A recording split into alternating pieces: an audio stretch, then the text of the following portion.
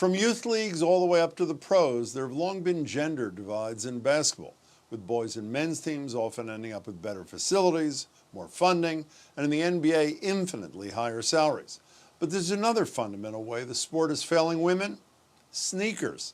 It's according to Natalie White, a former girls varsity team manager and club team player at Boston College, who argues the shoes most female players wear were made for men, with men's feet in mind. That's why after graduating last year, she started the company Moolah Kicks, which is now in the middle of a crowdfunding campaign for a line of sneakers designed specifically for girls and women. Natalie joins me now. Natalie, I'm really glad to have you here. Thanks for joining me. Yes, thank you so much for having me. I'm excited to be here. Great. So flesh that out a little bit. What got you on the road to women's sneakerdom, for lack of a better expression?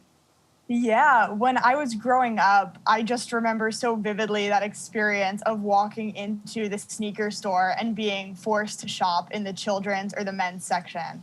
And as I got older, I realized that not only did the lack of women's basketball sneakers have that negative social implication that women don't belong in basketball, but it also had a serious negative performance implication because feet are different than those of men in 5 places. So when female athletes continue to wear these sneakers fit for boys and men, they're actually putting themselves more at risk for injury.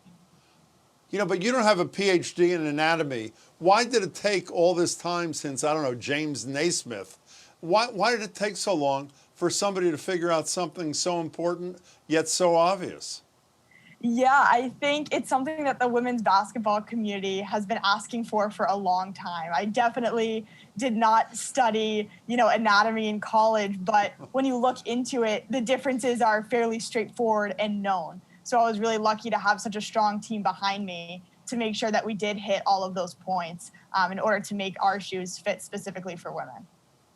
You know, you touched on something a minute ago. It was the first thing I thought about when I read Michael Silverman's piece in the Globe about you and your effort, is what does a young girl, forget women for the moment, what does a young girl feel like when she's loving basketball, just beginning to get into it, to find out she's sent to the kids department to get shoes, or to the small men's department? It's insane, and it's so demeaning, it seems to me.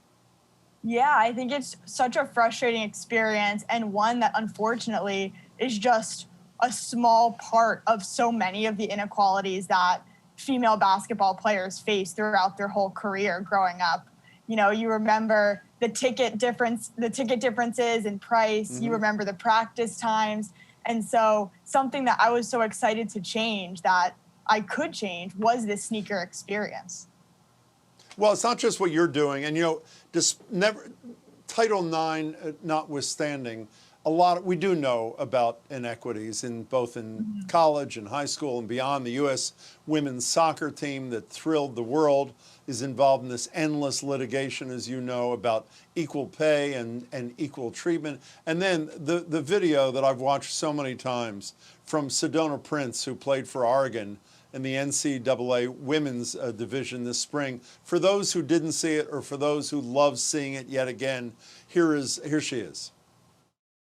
I got something to show y'all. So for the NCAA March Madness, the biggest tournament in college basketball for women, this is our weight room.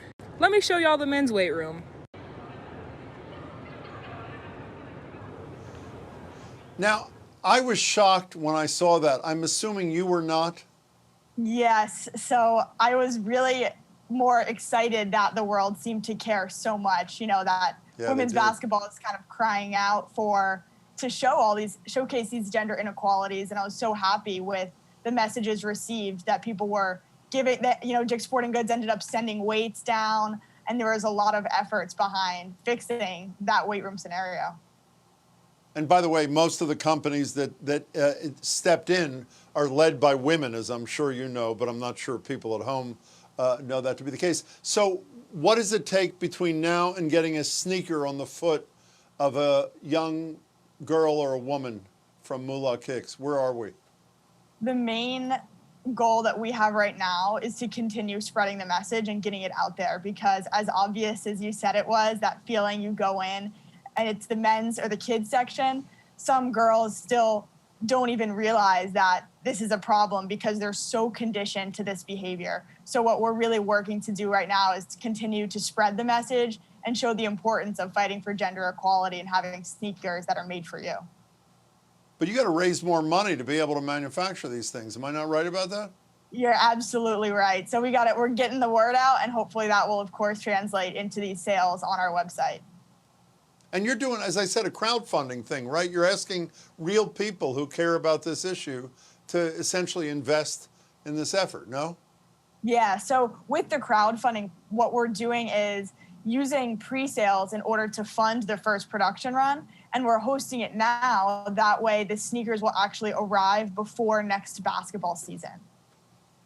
You know, before you go, did I read somewhere that the box that they come in has a message too? Am I right about that, or no? The colors on the box? You're completely right, and that's my absolute favorite part about this. The blue on the outside of the box represents the average attendance in 2019 for NCAA men's games, while the yellow represents the same statistic for the women's. So you can see a snippet of what Sedona was talking about. Not only is it the weight room, but it's also the attendance in the stands. And on the inside, you have a packed crowd, and it just shows over time, with Moolah and everything else, we're going to grow women's basketball. Natalie, you're on to a lot of good things, I think. I wish you a huge amount of luck. I hope everybody pre-orders. We'll give them the information in a minute. It was great to meet you. I really appreciate your time. Thank you. Thank you for having me on. I appreciate it. For more information about Natalie's efforts and her crowdfunding campaign, visit moolahkicks.com.